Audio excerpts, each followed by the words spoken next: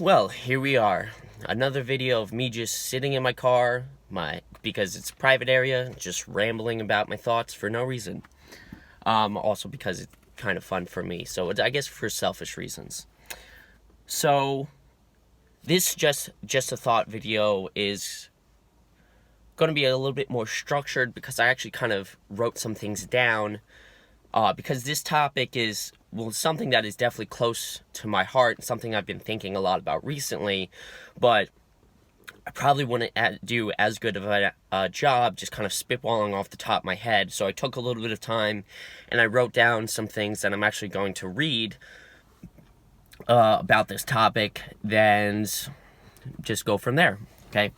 So this topic that I've been thinking a lot about recently is why I like angry and slash sad music, okay? So, I'm just gonna get into it here. I've been thinking a lot recently about the utility of music. Music, like all other art forms, is subjective. There is no one type of music that everyone likes, and it's entirely up to the individual who is listening to it as to whether or not it's good. That is what subjective means, and I want you to keep that in mind. While there may not be one specific type of music everyone likes, one commonality that you can find is almost everyone is that they like some form of music.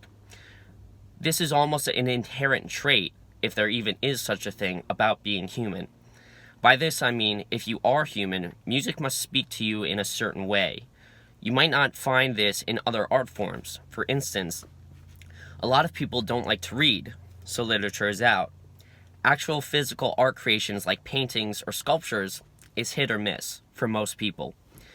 Even film or photography is not as universally liked and enjoyed across cultures as music can be and is.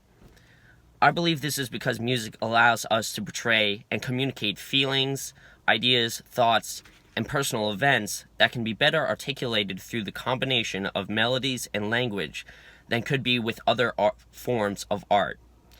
Music lets you feel what a person is thinking in ways that are not possible otherwise. This is one way that people can connect. It is hard to be empathetic, but common taste in music connects people on an emotional level that might not be able to be replicated in daily life. So if music is such a powerful portrayal of emotion, then why would I like angry, sad rock music that most people hate? Well, first off, I believe most people prejudge this type of music because of the hardcore melodies and sound that make it up are not inherently happy or uplifting. People think that they want to be happy, so ideas that contradict this are automatically thrown out.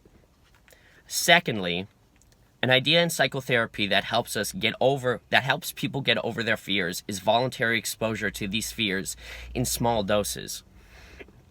This is paralleled in stories that have stood the test of time. Okay?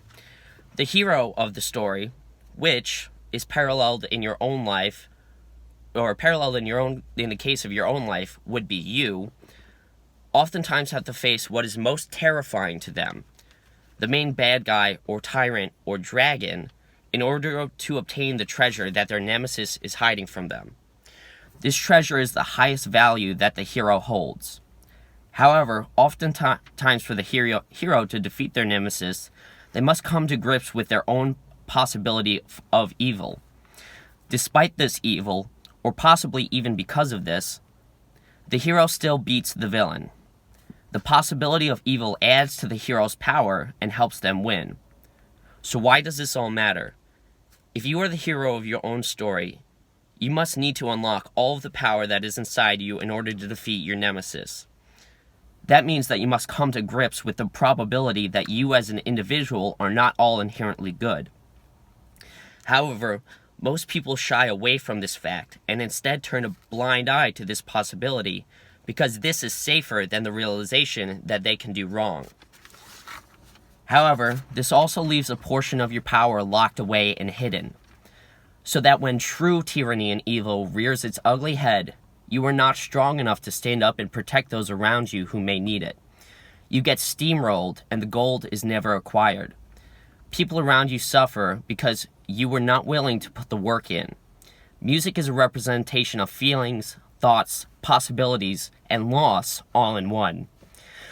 People who do not like or understand angry, sad music have not come to an understanding with themselves about the evil inside them. Instead, they choose blindness.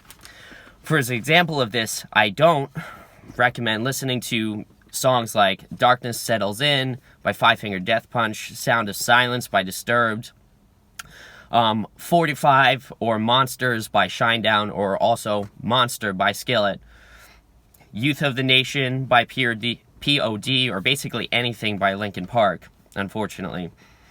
These are some of my favorite songs that take me back down to the dark times that I've personally experienced in my life. I won't get into those here, but if you listen to some of those songs, you might be able to guess what those dark times were. These times were hard, the hardest, and I almost didn't get through them. If it was not for a great support system, I probably would not have. However, being on the other side of those times helps me realize how much power I have gained or realized because of them. I don't regret or wish I didn't experience them. My girlfriend Kate once asked me if I would like our kids to go through similar situations that I had. Well, unfortunately, I don't know. I don't wish that pain on anyone, but I do know that if they do, then I now have the strength to be there for them and understand what they are going through. These songs and others like them are a representation of the feelings and thoughts that I experienced during my dark time, those that I now cherish and draw power from. This is why I like them, because they remind me about how powerful I really am. That power gives me strength to be able to help others. Don't run away from what's wrong, embrace it. Choose to do good despite it. The flip side of evil is strength of character and moral fortitude that ultimately brings good to those around you. If you're going through those times now, you don't have to do it alone, and please don't. But no matter what is happening, you are strong enough to handle it if you realize your full power. You need to make friends with the evil. This doesn't make you a bad person, it makes you a strong person. They're heroes born during the world's darkest hour, or the toughest time in your life.